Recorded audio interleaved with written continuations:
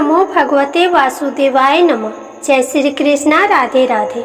नमस्कार प्रिय भक्तजनों, स्वागत है आप सभी का आपके अपने चैनल खुशी ज्ञान सागर में। प्रिय श्रोतागण, आप सभी को मोहिनी एकादशी व्रत की हार्दिक शुभकामनाएं।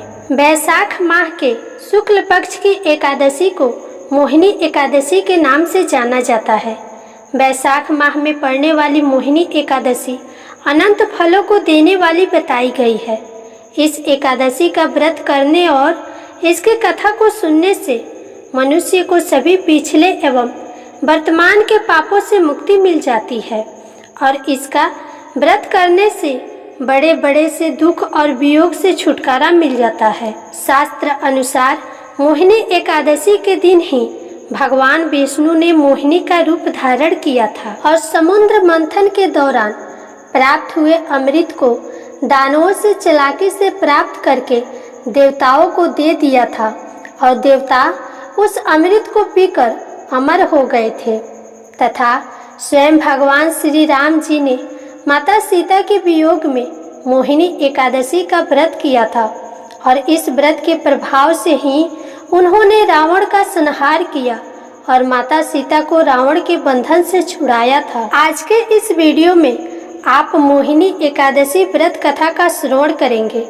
तो कथा को पूरी श्रद्धा और प्रसन्नचित मन से पूरा अवश्य सुनिएगा। वीडियो पसंद आए तो इसे लाइक करें, शेयर करें और कमेंट में जय श्री हरि विष्णु जरूर लिखिएगा। साथ ही चैनल को सब्सक्राइब भी अवश्य कर दीजिएगा। तो आइए भगवान श्री लक्ष्मी नारायण जी के चरणों का ध्यान करते हुए कथा को शुरू करते हैं। एक समय धर्मराज युधिष्ठिर ने हाथ जोड़कर भगवान श्री कृष्ण से कहा कि हे भगवान, वैशाख मास शुक्ल पक्ष में आने वाली एकादशी का क्या नाम है और उसको करने से किस फल की प्राप्ति होती है तथा उसकी विधि क्या है। हे प्रभु, ये सब आप मुझसे विस्तार पूर्वक कहिए। तब भगवान श्री कृष्ण जी ने कहा, हे अर्जुन, मैं एक पौराणिक कथा सुनाता हूँ जिसे महर्षि वशिष्ठ जी ने श्री रामचंद्र जी से कहा था। उसे मैं तुमसे कहता हूँ, उसे ध्यान पूर्वक श्रवण करो। एक बार की बात है, श्री राम जी ने महर्षि वशिष्ठ जी से कहा, हे गुरु श्रेष्ठ, मैंने जनक नंदिनी सीता जी के वियोग में बहुत कष्ट भोगे हैं, अतः मेरे कष्टों का नाश किस प्रकार होगा। आप मुझे कोई ऐसा व्रत बतलाने की कृपा करें जिससे मेरे सभी पाप और कष्ट नष्ट हो जाएं। तब महर्षि वशिष्ठ जी ने कहा, श्री राम, आपने बहुत उत्तम प्रश्न किया है। आपकी बुद्धि अत्यंत कुशाग्र व पवित्र है। आपके नाम के स्मरण मात्र से ही मनुष्य पवित्र हो जाता है। आपने लोक हित में ये बड़ा ही उत्तम प्रश्न किया है। मैं आपको एकादशी व्रत का महात्म्य सुनाता हूँ। वैशाख मास की शुक्ल पक्ष की एकादशी का नाम मोहिनी एकादशी है। इस एकादशी का उपवास करने से मनुष्य के सभी पाप तथा कलेश नष्ट हो जाते हैं। इस उपवास के प्रभाव से मनुष्य मोह के जाल से मुक्त हो जाता है। अतः हे राम, दुखी मनुष्य को इस एकादशी का उपवास अवश्य करना चाहिए। अब आप इसकी कथा को श्रद्धा पूर्वक सुनिए। प्राचीन समय में सरस्वती नदी के किनारे भद्रावती नाम की एक नगरी बसी हुई थी। उस नगरी में धृतमान नामक राजा राज्य करता था। उसी नगरी में एक वैश्य भी रहता था जो धन्य धान से पूर्ण था। उसका नाम धनपाल था। वह अत्यंत धर्मात्मा तथा नारायण का भक्त था।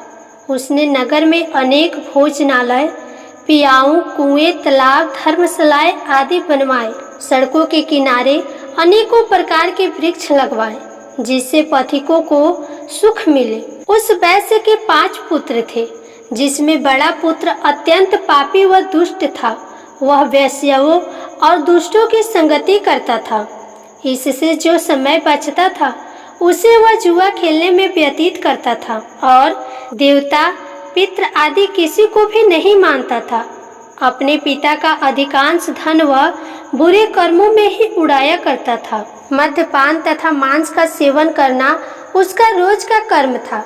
जब काफी समझाने बुझाने पर भी वह सीधे रास्ते पर नहीं आया तो दुखी होकर उसके पिता, भाइयों तथा कुटुंबियों ने उसे घर से निकाल दिया और उसकी निंदा करने लगे। घर से निकलने के बाद वह अपने आभूषणों तथा वस्त्रों को बेच बेचकर अपना गुजारा करने लगा। धन नष्ट हो जाने पर वेश्याओं तथा दुष्ट साथियों ने भी उसका साथ छोड़ दिया।